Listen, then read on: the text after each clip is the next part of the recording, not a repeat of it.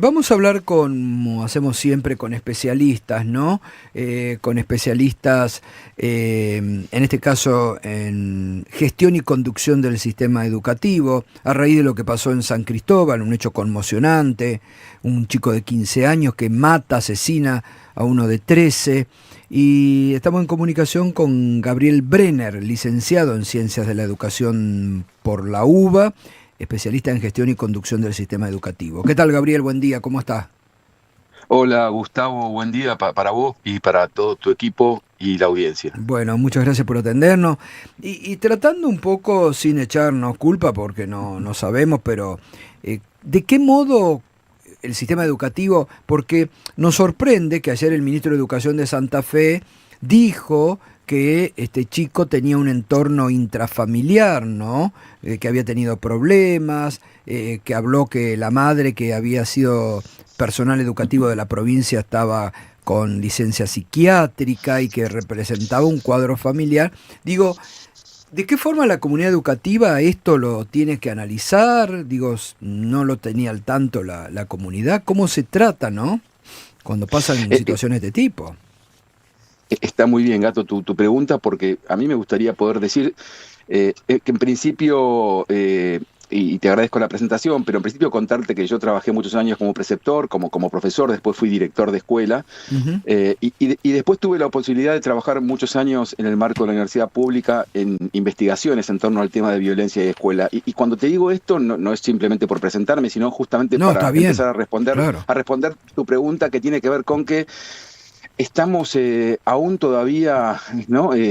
Está tibio y caliente el problema porque sucedió simplemente hace unas horas y vas a ver que durante toda esta semana y especialmente en el marco de muchos medios de comunicación que vos y tu equipo no están en ese lugar, pero en muchos casos suele haber cierto espectáculo con lo que ocurre porque comienzan a circular un montón de versiones en donde empieza de alguna manera a colocarse el problema más en una respuesta que tiende a buscar una causa, a veces individual, en el caso de ciertas características del alumno, a veces familiar, buscando conversiones distintas, que el que apareció como héroe y que salvó fue un preceptor, no fue un portero, y que también pueden aparecer cuestiones que tienen que ver con lo patológico. Y no descarto esto como explicación, porque lo primero que quiero decir es que las primeras versiones, especialmente la primera semana, cuando ocurre esto, en casi todos los casos, uno podría hasta regularizarlo y buscarlo, suele ocurrir así que se busca alguna causa y lamentablemente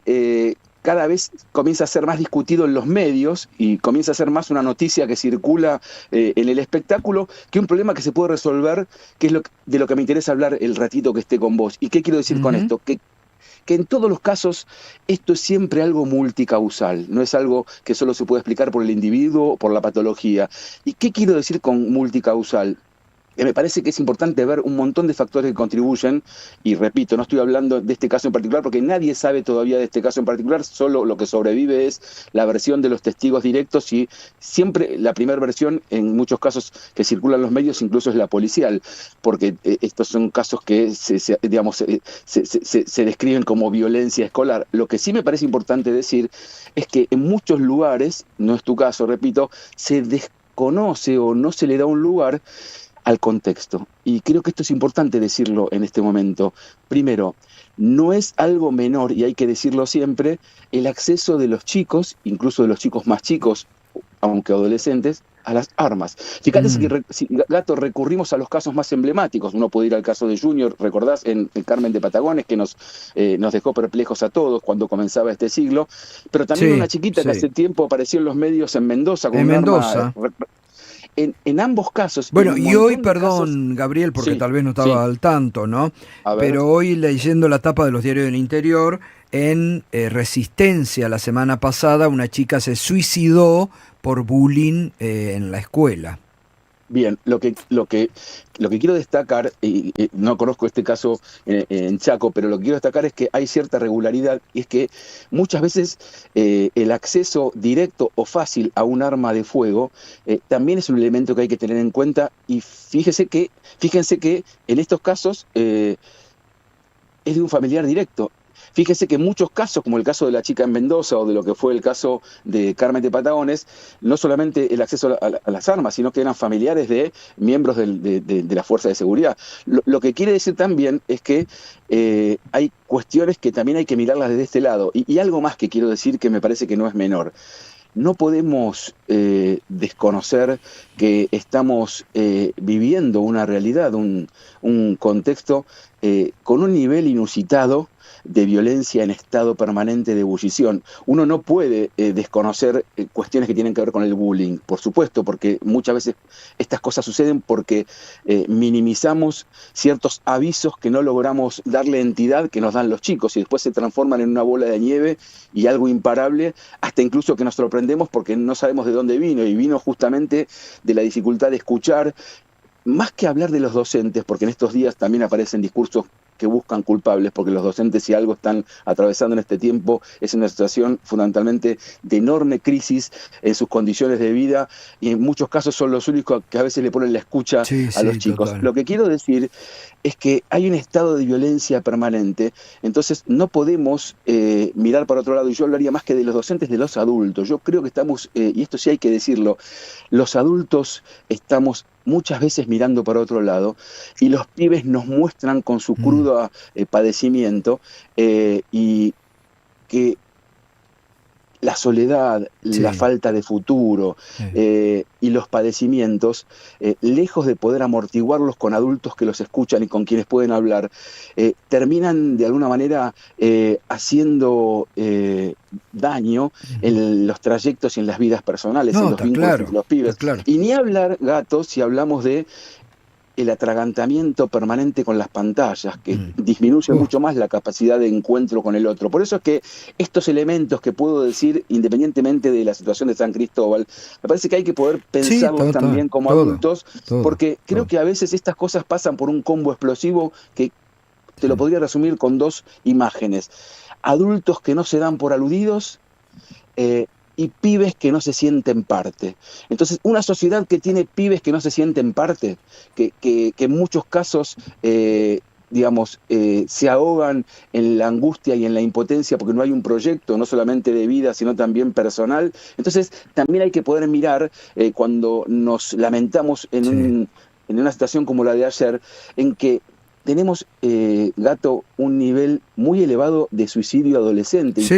Y no se visibiliza eso, las causas que estoy planteando. Por eso es que no se visibiliza eso, es un tema importante y no se visibiliza. Lo que aumentó entre el año pasado y principio de los suicidios juveniles en la Argentina, nadie lo dice, no se trata.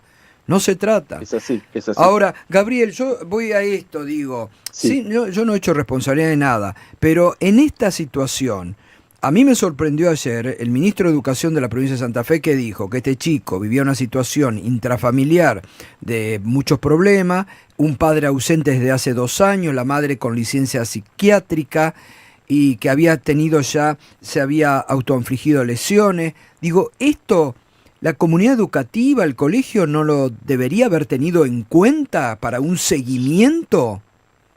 Sí, sin duda que sí. De todos modos, también permitime decirte, y lo digo con mucho respeto, que un ministro de Educación que llegó hace un segundo a una escuela, por más que sea la autoridad máxima de la provincia, comience a dar elementos que tienen que ver con la familia, con el padre, con la madre, también de alguna manera nos muestra a una autoridad máxima que quizás... irresponsable, diría yo. A mí me pareció bastante irresponsable por parte del ministro. Bueno, vos lo dijiste de manera mucho más directa. Yo creo que eso también nos habla de autoridades, en este caso provinciales, pero en otros casos pueden ser también municipales e incluso institucionales, que muchas veces no logran plantear reglas de juego y una vida cotidiana en donde pueda, prevalecer el diálogo y no simplemente el control, en donde pueda haber un nivel de escucha atenta y no simplemente un hacer que no pasa nada, porque es muy cierto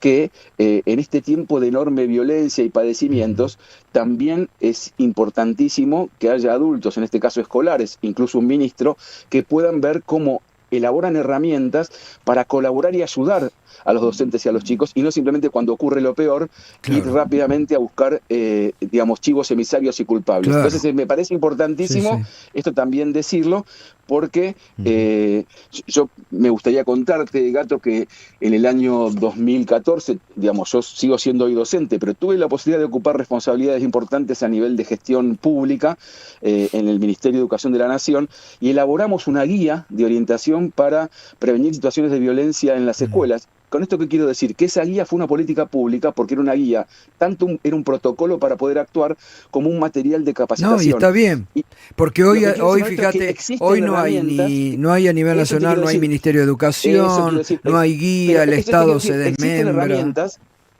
Podrían utilizarse herramientas de política pública. Te estoy dando a conocer una que realicé personalmente con un equipo federal.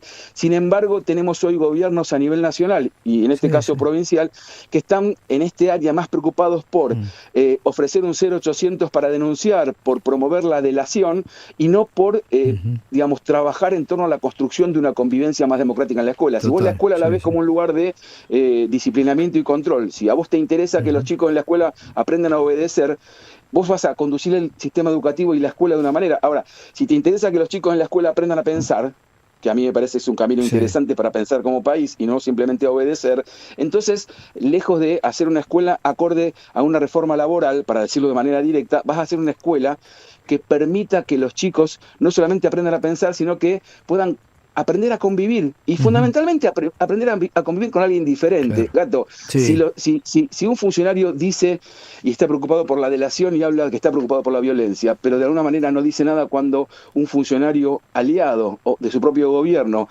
trata a la mejor cantautora que tenemos en el corazón argentino como una gorda comunista, y la máxima autoridad y la investidura presidencial habla de enano zurdo soviético que hay que eliminar. Entonces, si la máxima autoridad de responsabilidad dice que hay que eliminar al otro, al que piensa distinto a mí, ¿qué nos queda pensar para los chicos en la escuela? Y después nos ponemos mal cuando ocurren hechos lamentables que no digo que sean consecuencia directa de aquello, por favor, porque del mismo modo que al principio dije que esto no es unicausal, del mismo modo no es que lo que ocurrió tiene que ver con lo que estoy planteando ahora, pero no podemos desconocerlo, porque si no, los adultos miramos por otro lado. No podemos desconocer que los chicos terminen resolviendo algo de esta manera trágica, que no hay más que dolor, sin mencionar que las máximas autoridades, en sus alocuciones cotidianas y en sus tuiteos permanentes, lo que muestran es, de alguna manera, un escupitajo de violencia permanente donde hay que eliminar al otro que piensa distinto a mí. Entonces, ¿qué nos queda para pensar del bullying? Totalmente, claro, sí, está clarísimo. Está clarísimo. Bueno, Gabriel, gracias por el aporte. Realmente esto me gusta y me interesa escuchar con la gente, en este caso, que has tenido experiencia y has mandado sobre esto una guía que obviamente ahora este gobierno debe haber olvidado, vaya a saber dónde lo habrá tirado, ¿no?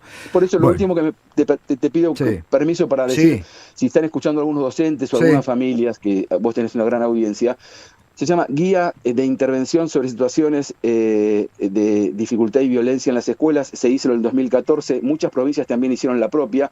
Uno lo googlea y esas herramientas, de las que debería hablar un ministro, son fundamentales no para utilizar cuando ocurre un hecho trágico, aunque también hay sino para prevenir. Sino para hacer exactamente, Gato, para hacerlo antes, porque la escuela, si no es un lugar para prevenir y aprender a vivir con otros, estamos listos. Por eso ¿cómo se llama? Reiteralo, por favor. Guía de Intervención sobre Situaciones de Violencia en las Escuelas. Esta se hizo a nivel nacional en el 2014, de manera federal durante todo un año, y sigue estando, porque yo recorro mucho el país y las escuelas, sigue estando en un montón de bibliotecas de las escuelas, lo que quiere decir que todavía se puede apelar a esa guía y no simplemente rasgarse las vestiduras como funcionarios y no trabajar nada en lo que tiene que ver con la prevención y cuando sucede el hecho ir a echar culpas, porque eso en todo caso es echar digamos, más nafta para resolver un incendio. Bueno, un abrazo grande, Gabriel, gracias. Para todos ustedes. Bueno, un abrazo.